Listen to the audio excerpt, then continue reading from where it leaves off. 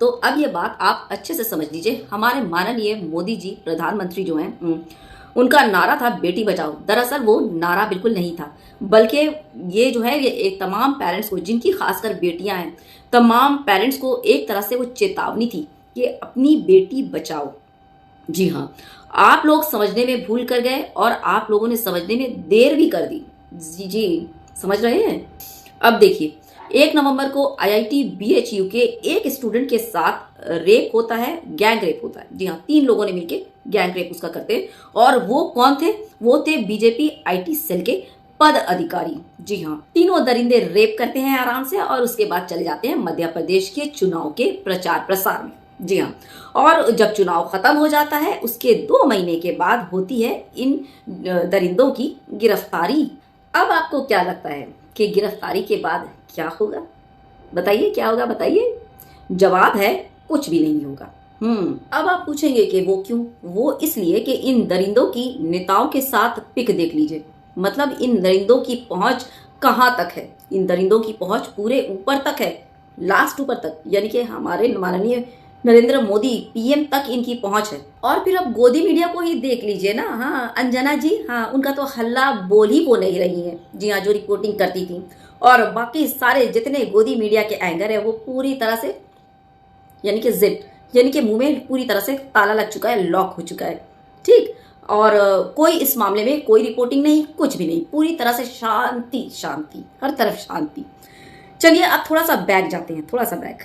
उत्तराखंड का अंकिता भंडारी केस याद है ना? मर्डर केस, हत्याकांड। तो इस मामले में मुजरिम जो था वो कौन था? पुलकित आर्या।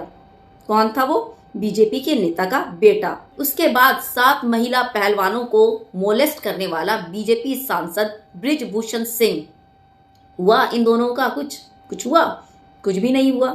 जब उन दोनों केसेस में कुछ नहीं हुआ तो यहाँ पर भी कुछ नहीं होगा। इन तीनों बलात्कारियों के, रेपिस्ट के मामले में भी कुछ नहीं होगा। आप कैसे उम्मीद कर सकते हैं कि इन लोगों का कुछ हो जाएगा? कुछ भी नहीं होगा, क्योंकि इनकी पहचान ना, इन तीनों रेपिस्ट, इन तीनों बलात्कारियों की पहचान जो है वो प्रधानमंत्री तक है। आप समझ रहे हैं? प्रधानमंत्री तक कोई ऐसे नहीं पहुंच जाता। तो क्या लगता है आपको, इनको सजा हो जाएगी? इनको कुछ हो जाएगा? बिल्कुल नहीं। बताओ जरा किस गलतफहमी का शिकार आप होकर के बैठे हैं। तो इसी सिलसिले में उर्फी जावेद का, जी हाँ, जरा सा अटपटा आपको लग रहा होगा, वो जैसी भी है, मैं उसका जो है, उसके कपड़ों का, वो जिस तरह का पहनती है, मैं उसका समर्थन बिल्कुल नहीं करती। लेकिन उसने जो इस मामले में बोला, जो उसकी वीडियो मेरे सामने आई, बहुत ही जबरदस्त बोला, बहुत ही जबरदस्त, जो इस मामले में जो है वो जाकर फिट बैठता है। तो इसलिए मैंने प्रीफर किया कि उसकी वीडियो दिखाई जाए, वीडियो। और दूसरी बात, हक और सच कोई बोलता है, चाहे वो कोई भी क्यों ना हो, हक और सच हमेशा एक्सेप्ट करनी चाहिए। बात समझ आ रही है? तो मैंने भी एक्सेप्ट किया। तो आपको भी देखना चाहिए। उर्फी जावेद ने बहुत ही जबरदस्त स्टेटमेंट दिया है। ये एक आदमी तब रेप करता है एक औरत का जब उसको लगता है कि मैं कर सकता हूँ, I can do it, so I will वाली प्रॉब्लम है ये कोई सेक्स डेप्रिवेशन नहीं है। अगर ऐसे ही सेक्स डेप्रिवेशन होता they can go to prostitutes, it's not that. Education से ज्यादा जरूरी है पनिशमेंट। जब उनको पता होगा कि ये करने पे कुछ बहुत गलत हो सकता है इनके साथ, डर, तब लोग सुधरेंगे।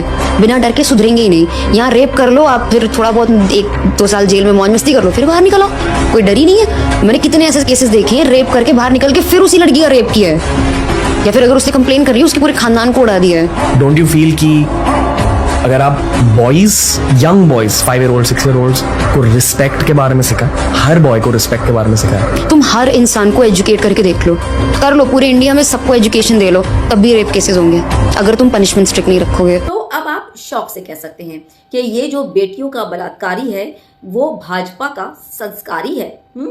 और इसे छुपाना TV चैनल्स की लाचारी है, बहुत बड़ी लाचारी।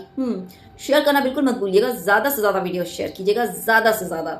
तब तक take good care of yourself. और हाँ, चेतावनी, बेटी बचाओ, चेतावनी, समझ गए ना? तो बेटी बचाओ।